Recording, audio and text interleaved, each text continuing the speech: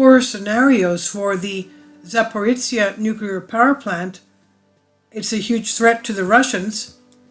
If the Russians lose control of the nuclear power plant, they risk losing Kherson. Zaporizhia, says the head of the Together with Russia movement, Vladimir Rogov. A clear warning that if the Russians lose control of the Zaporizhia nuclear power plant, then all Russian positions in Kherson and Zaporizhia will be threatened. The head of the Together with Russia movement, Vladimir Rogov, addressed the time when the international community is warning Russia, so as well as Ukraine, to immediately stop the bombings and the exchange of fire in the wider area of the nuclear power plant, as there's a huge risk for the security of all of Europe.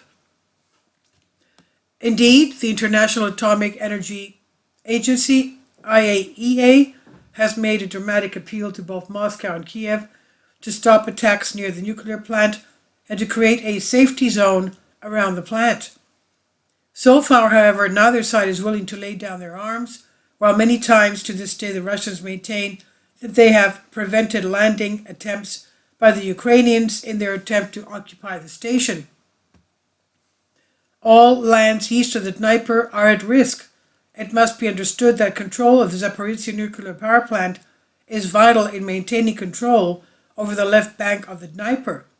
If the enemy takes control of the Zaporizhia nuclear plant, then and manages to fortify there, then not only the city of Energodar, where the nuclear plant is located, but also Melitopol and all the provinces of Zaporizhia and Kherson, located on the east bank of the Dnieper, will be threatened, Rogov claimed, speaking to Russia's TASS news agency.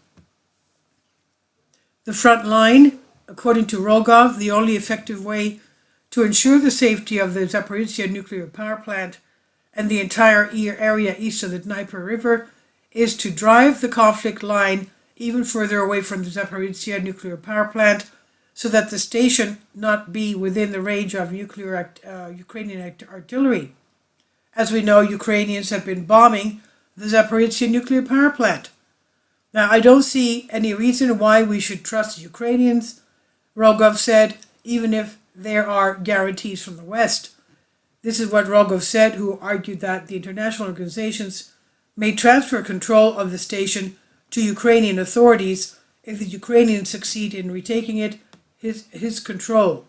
Now, a great battle is coming. The importance of the Zaporizhia nuclear power plant will play in the outcome of the war, as was also the recent information that wanted the Ukrainians to have gathered a huge force of 40,000 men and heavy armaments for an attack on Zaporizhia.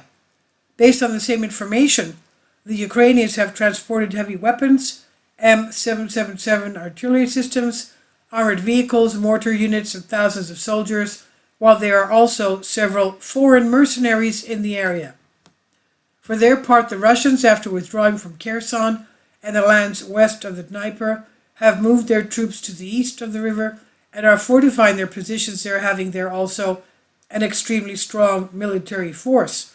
Only from the area of Kherson, it's reported that forces with 40,000 soldiers were moved. The Kremlin wants the Ukrainians to leave. At the same time, however, the Kremlin continues to accuse Kiev of attacks on the nuclear power plant. In recent statements, Kremlin spokesman Dmitry Peskov reiterated Moscow's demand that the Ukrainians withdraw their heavy artillery and stop attacks on the Zaporizhia nuclear power plant. It is necessary to tell Ukraine to withdraw its heavy weapons from Zaporizhia nuclear power plant and stop the bombing because the whole of Europe is at risk, Peskov said. No progress to create security zone. As Peskov said, there is no significant progress in the discussion on the creation of a buffer zone around the Zaporizhia nuclear power plant.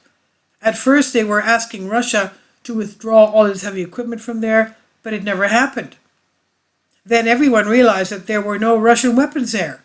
Those who are shelling the station should talk about the creation of the security zone, that is, the Ukrainians who are shelling the station, those who are threatening it, and that is Ukrainian artillery, said Peskov, who called on Ukrainian forces to withdraw their heavy weapons, stop shelling, and to stop endangering the European continent. Fire and from Zakharova. For their part, the representatives of the Russian Ministry of Foreign Affairs, Maria Zakharova, had asked the IAEA to say who are the ones bombing the station, accusing the West of actually being an accomplice in the crimes of Ukraine, saying the Russian Federation sent all the data to the IAEA for bombing the station so that the international community would know who was behind this. It's time to call a spade, she said. Otherwise, the Ukrainian nationalists will not stop. This requires determination and responsibility. The Kiev regime continues its gross provocations against the Zaporizhia nuclear power plant, and the West is actually an accomplice to its crimes, Zakharova said earlier this week. This is from Banking News Greece. I've translated this for you from a Greek article. As you can understand, this is a very serious situation. And this thing could blow up because of the fact that the Ukrainians are bombing it. And what would happen if it blows up? It would be 100 times worse than Fukushima. Okay, so please leave your comments. Thank you for your support. Kindly support my Patreon account. The daily posts are 5 videos daily, and they are totally different from what I have on my YouTube channel.